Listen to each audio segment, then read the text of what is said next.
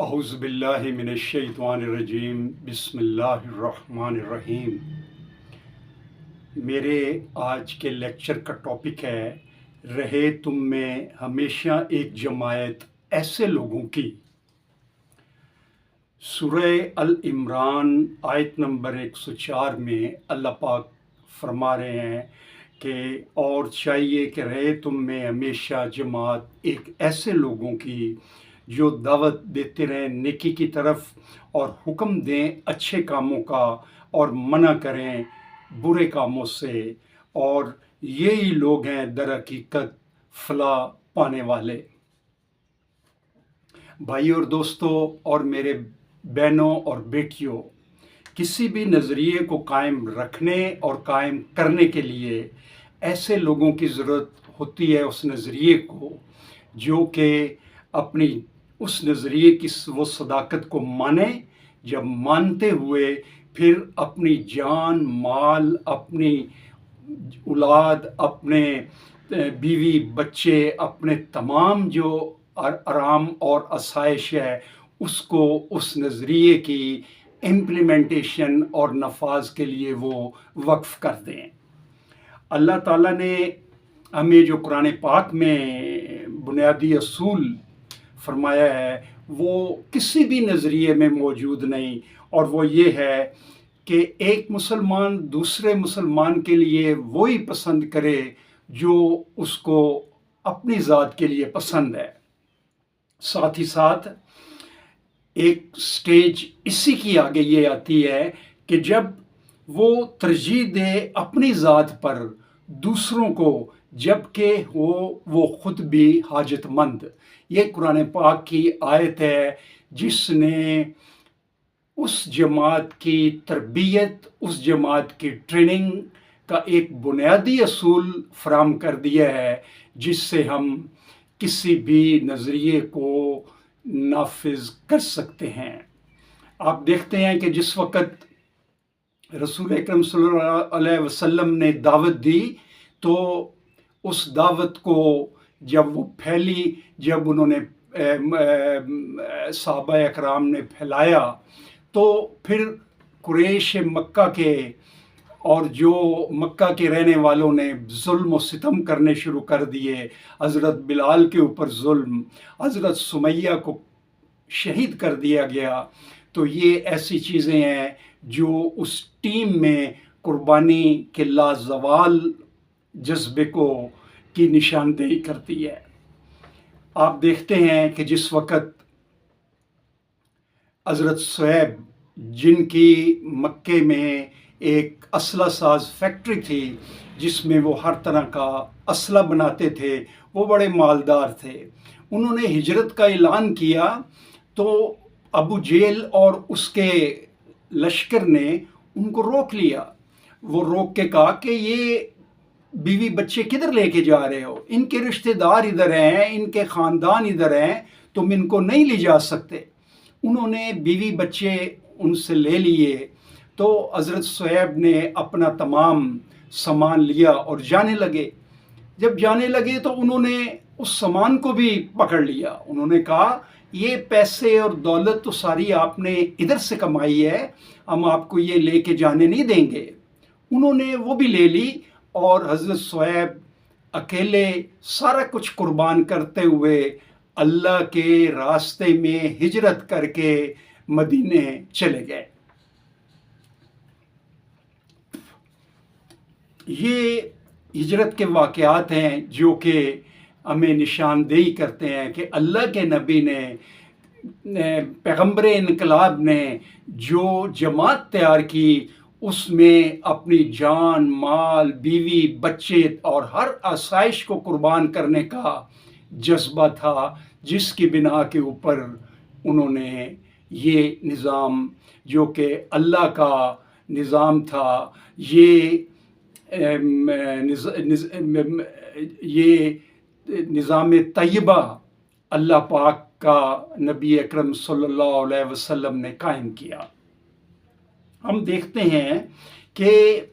اس کے بعد جب مسلمان ہجرت کر کے مکے سے مدینے پہنچ گئے تو وہاں نبی اکرم صلی اللہ علیہ وسلم نے ایک عظیم و شان سلطنت قائم کی۔ اس عظیم و شان سلطنت میں انصار تھے، مہاجرین تھے، اور ایون مکہ مدینہ کے جو یہودی تھے وہ بھی رسول اکرم صلی اللہ علیہ وسلم کی اطاعت کر کے وہ بھی شامل تھے۔ اب جنگ بدر آتی ہے، جب ابو جہل نے دیکھا کہ مسلمانوں نے تو بہت بڑی اچیومنٹ کی ہے، نبی اکرم نے ایک حکومت اور ایک نظام قائم کر دیا ہے، تو اس کو مٹانے کے لیے ابو جہل اور اس کے لشکر نے مدینہ کی جو انصار اور مہاجرین تھے ان کے اوپر حملہ کرنے کی ٹھانی۔ جنگ بدر میں پڑاؤ ڈالا گیا، نبی اکرم صلی اللہ علیہ وسلم اپنے لشکر کو لیا اور وہ جنگ بدر کے لیے روانہ ہونے لگے، تو آپ صلی اللہ علیہ وسلم نے انصار کے لشکر سے پوچھا، ان کے سربراہ سے لشکر کے سربراہ سے پوچھا کہ آپ کی کیا رائے ہے؟ تو انہوں نے جواب دیا کہ اے اللہ کے نبی، ہمارے ماں باپ آپ کے اوپر قربان، آپ جو کہیں گے ہم لڑیں گے اور آپ کے لیے جانی اور مالی ہر طرح کی اپنی جانیں نچھاور کر دیں گے اور ہم ذرا بھی پیچھے نہیں ہٹیں گے۔ اس کے بعد مہاجرین کے لشکر کے سربراہ نے خطاب کیا اور کہا، اے اللہ کے نبی، ہم آپ کے دائیں لڑیں گے، بائیں لڑیں گے، آگے لڑیں گے، پیچھے لڑیں گے، بعید نہیں آپ ہمیں لے کے ابھی سمندر میں اتر جائیں، ہم سارے آپ کے پیچھے رہیں گے، اور ہم میں سے ایسے ہم شجاعت اور بہادری کے جوہر دکھائیں گے کہ جس سے اللہ تعالیٰ کی مدد سے ایسی لڑیں گے کہ جس سے آپ کی آنکھیں چمک اٹھیں گی اور وہ کارنامے سر انجام دیں گے جس سے آپ کا دل خوش ہو جائے گا۔ پیارے بھائیوں، اللہ پاک کے نبی نے، جو کہ آخری نبی ہیں، انہوں نے یہ سارا نظام جو قائم کیا، مدینے میں ریاست قائم کی، یہ 313 لوگ تھے جن کا آپ دیکھیں کہ جب ہجرت کر کے آئے تو مسلمان جو مہاجرین تھے ان کے لیے انصار کے پاس اگر کاروبار تھا، آدھا کاروبار انہوں نے اپنے بھائی کو دے دیا، آدھا اپنے پاس رکھا، آدھا مکان اپنے پاس رکھا، آدھا اپنے بھائی کو دے دیا، ایون 2 بیویاں تھیں، ایک بیوی کو طلاق دے دی، وہ اپنے بھائی کو دے دی، اور ایک بیوی اپنے پاس رکھی۔ یہ اثار و قربانی کا جو جذبہ ہے، یہ پوری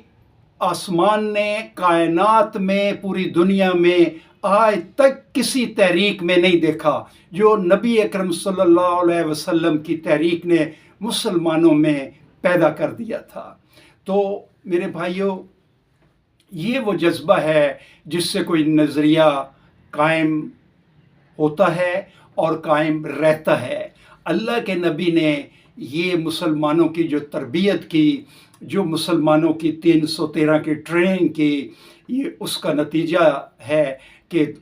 اسلام دنیا کے ایک کونے سے دوسرے کونے تک پہنچا، اور اسلام جزیرہ نمائے عرب سے لے کے چین اور روس اور داغستان تک پہنچا، چچنیا تک پہنچا، اور پورے یورپ کو